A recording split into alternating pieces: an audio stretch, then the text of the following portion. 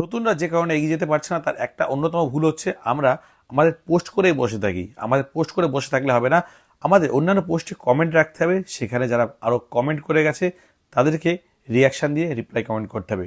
হ্যাঁ, অনেকেই অনেক কথা বলবে, কিন্তু তুমি যদি কমেন্ট এবং রিপ্লাই কমেন্ট না করো, তার সাথে ইন্টারাকশন যদি না হয়, তোমার পোস্টগুলো কিন্তু ফেসবুকের অ্যালগরিদম সামনে পৌঁছাবে না।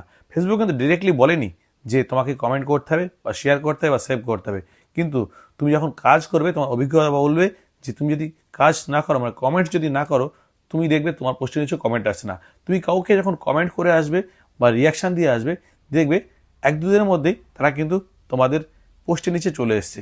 এর কারণটা কি? এর কারণ হচ্ছে ফেসবুকের অ্যালগরিদম তোমার ভিডিওটাকে তাদের সামনে সাজেস্ট করে।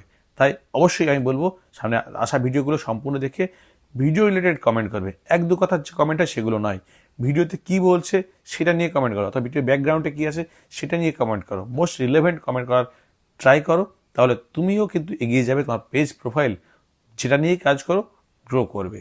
Thank you so much for your watching.